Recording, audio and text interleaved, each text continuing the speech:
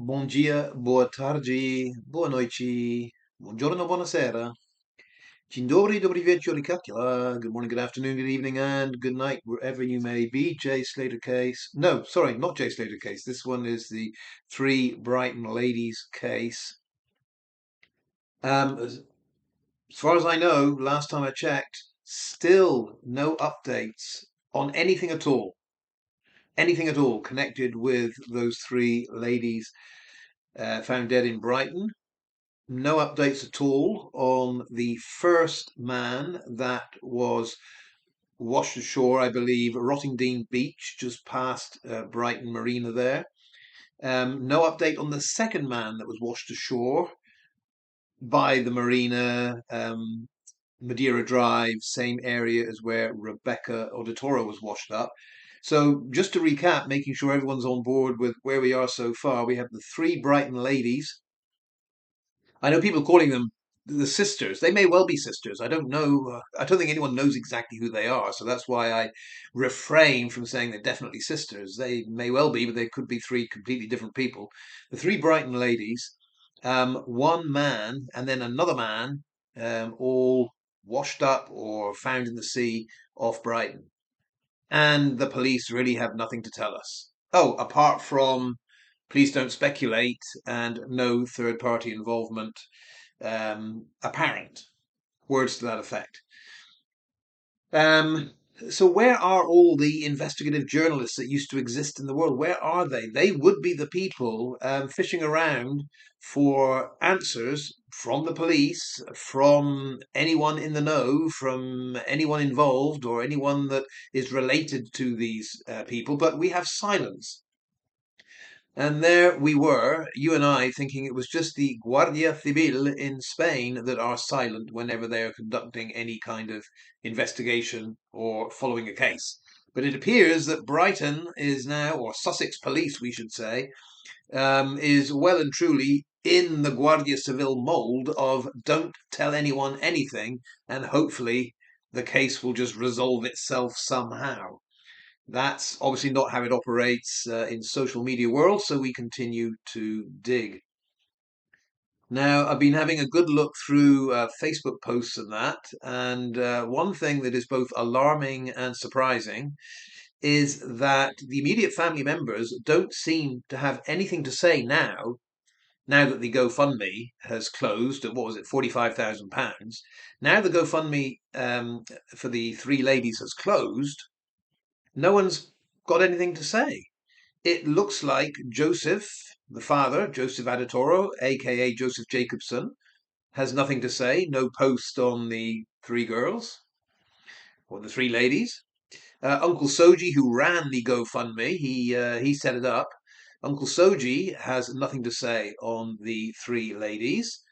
Seems to have removed everything, the GoFundMe, and all posts in general. He's down to like two or three posts from years ago when he was trying to raise money for some kind of charity, which I suspect might have been a scam, but I don't know. It just appears that way to my ever conspiratorial mind.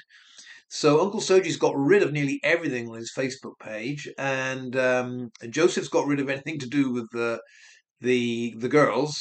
He's still got his photos up, and there's one of the three little tots. They really are small girls, but nothing else. And then we turn to the stepmother. Now she seems to have several Facebook pages, possibly reflecting her many different names. We're talking here about Dr. Genevieve Barnaby, and then there's several names that can come after that. Ephraim is one of them. Adam is one of them. Adetoro is one of them. Jacobson is one of them. Very much a multi-named family. Now, Dr. Genevieve, the stepmother of the three Brighton ladies, she has nothing to say now about the three girls, the three ladies, but she does have plenty of pictures of herself. What I find interesting, though, is that I can't, when I look at the pics, I can't see any that are UK. There are a few that could be in the UK. There's a lot that's definitely in USA. There's a lot that's definitely in Nigeria. But I'm beginning to think that this stepmother, Dr. Genevieve Barnaby Adetoro, is not in the UK and has not been in the UK for some time. I might be wrong on that, and I know that she did a joint interview with Aunt, the three Brighton Ladies aunt, who's called Ajike Johnson. But I'm beginning to think that interview with Mail Online was done with Ajike in the UK and with Dr. Genevieve Barnaby Adetoro outside the UK, quite possibly in USA. If I'm wrong about that, if people know for sure that the stepmother is in the UK, then yeah, please correct me. But like I say, I've been looking through the Facebook stuff, and it doesn't look to me like the stepmother has spent time in the UK of late. There were reports in the missing person report when Lillian Jacobson, the fourth daughter, went missing in Luton 2014. In that missing person report, it did mention that the mother, Genevieve, was in a detention centre, immigration detention centre in Bedfordshire. So, I mean, putting two and two together, it would make sense that if Lillian Jacobson disappeared in 2014 from Luton, and ended up in USA, that she didn't, disappear. She flew out of the country with her mother or with another relative until her mother could join her, effectively get kicked out of the UK. So that's increasingly what it looks like to me. 2014 was the year when the three ladies, Brighton Ladies' stepmother and the mother of Lillian, left the UK. But I really don't know. It is hard work going through all their Facebook posts. But they are one massive family that do love keeping up to date with each other and commenting on each other's posts. Um, I did say I wanted to dip into the criminal past of some of them, but I think this is important because the crimes committed are really very, very serious. And I'll repeat what I said in the last video about this.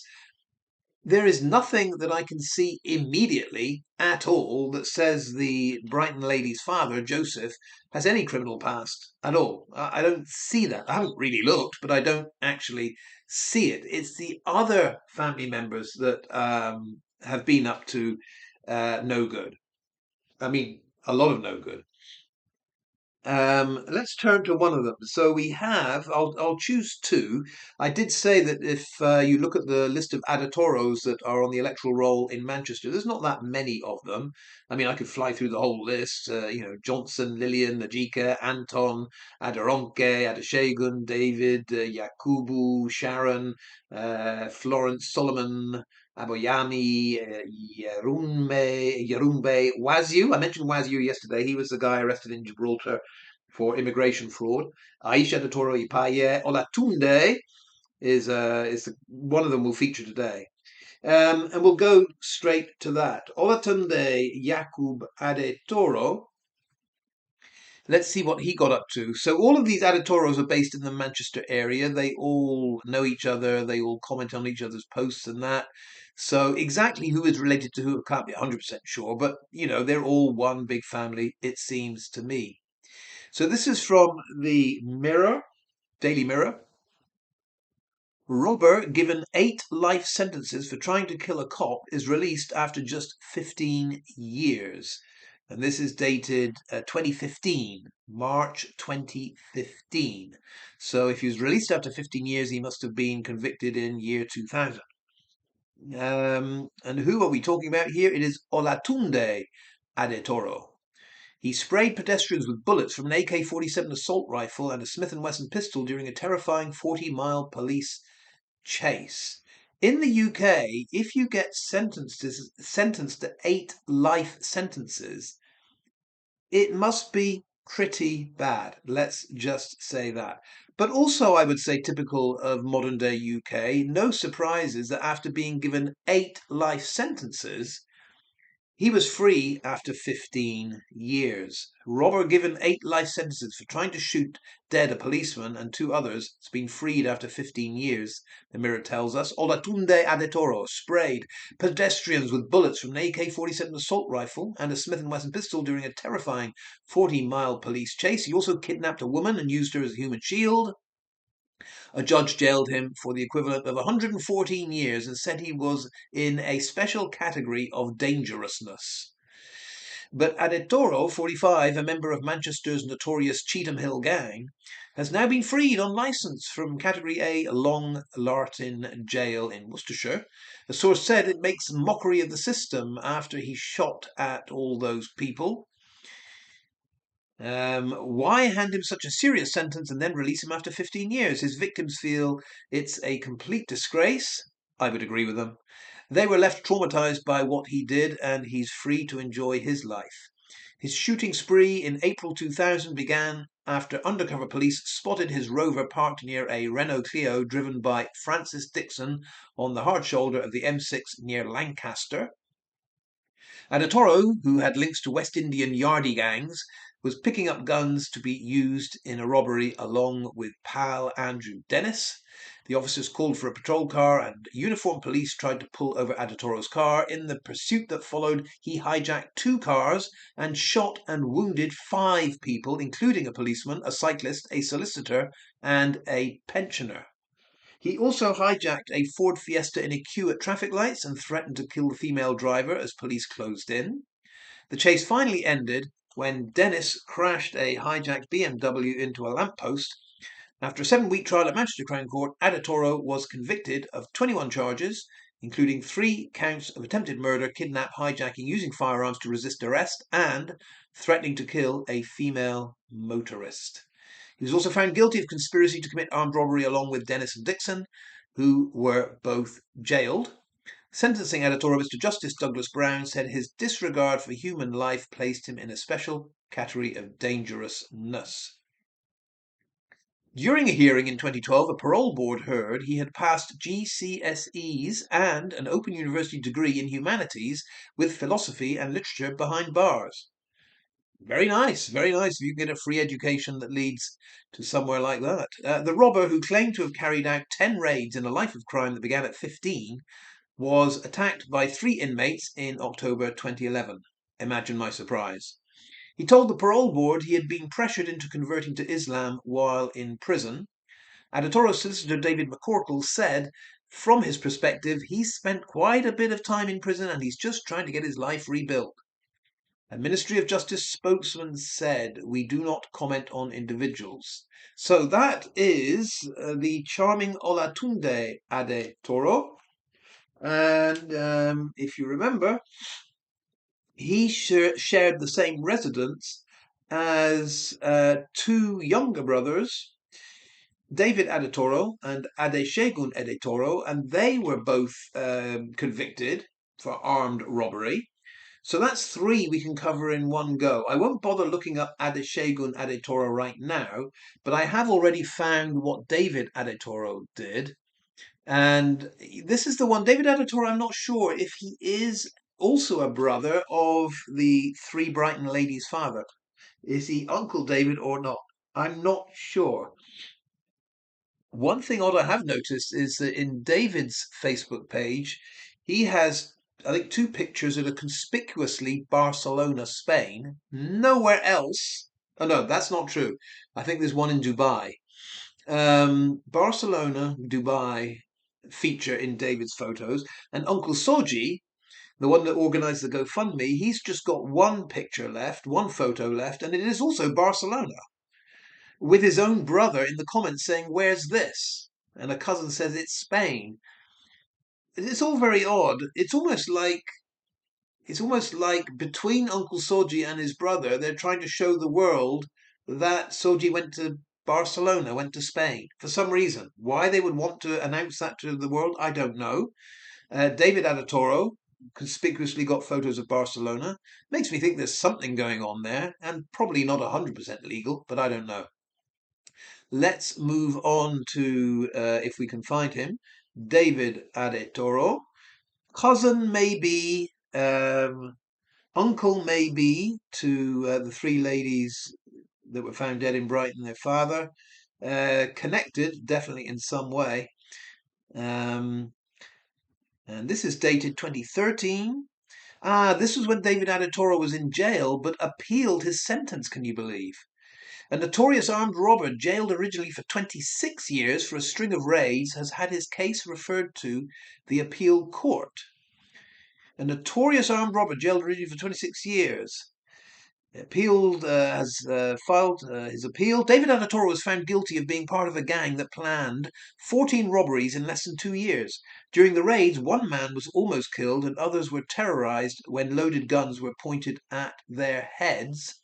Adetoro has applied for an appeal 3 times since his conviction in June 1998, and in the latest application cited new grounds, including the judge's directions to the jury about his silence during interview. Now, the Criminal Cases Review Commission has referred his conviction to the appeal court. During the original trial, the prosecution alleged that Adetoro, then 25, from Cheetham Hill, was a member of a gang and carried loaded guns and fired them during the robberies, including at police. The robbers dragged a security guard around at gunpoint during a raid at Morrison's supermarket in Rochdale in December 1996 and fired shots to terrorise shoppers.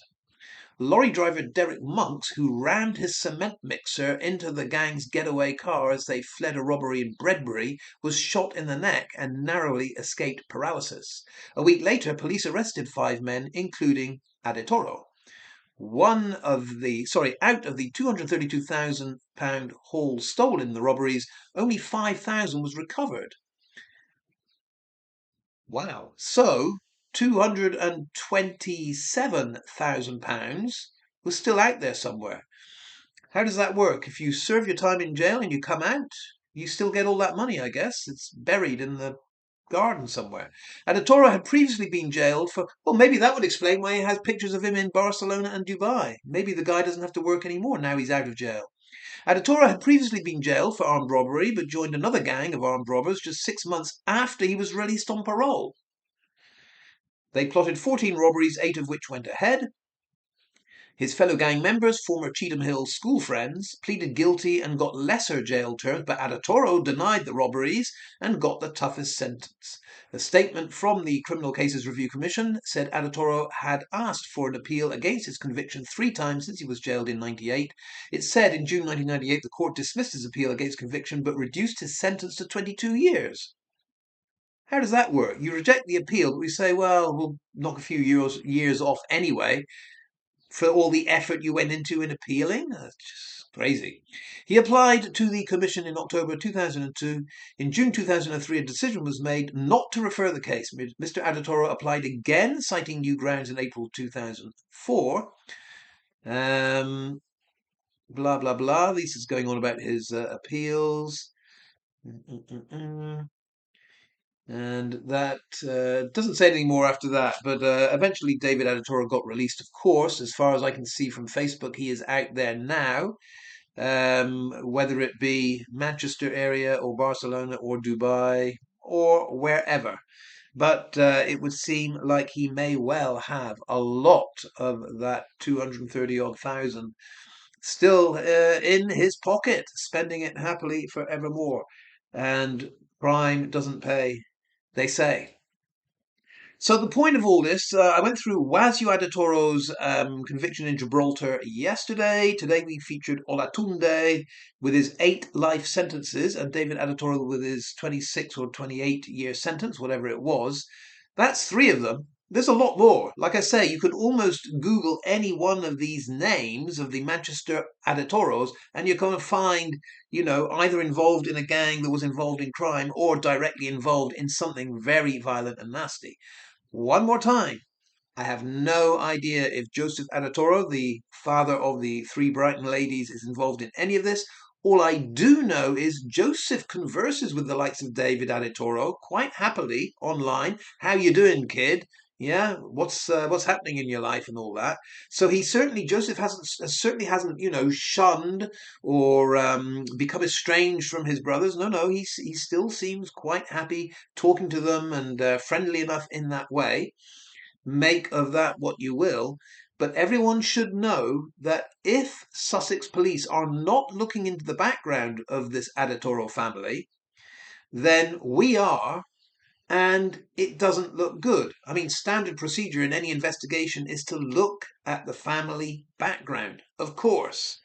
And when you look at the family background of the Adetoros, might not be relevant to what happened to the 3 ladies of Brighton, but it's certainly relevant to building a picture of what was happening with this family over the years when over the years in question, when those three ladies were growing up, whether it be in Luton, where they were born, whether it be in Uxbridge, where we're told they were living, whether it be in Birmingham, where their mother Janice died, apparently. We don't know if they ever lived in Manchester, but yeah, the family very much based there and committed some really horrible crime up there. More on the Adetoros as I dig deeper, but it's a strange setup, and hoping that Sussex police are doing their due diligence here, because if they want to and they need to, they can find a whole lot that I think will show that crime is in the background of what happened to those three ladies in Brighton. Let's leave it there. Hasta luego. Hasta la próxima. Adios. See you next time.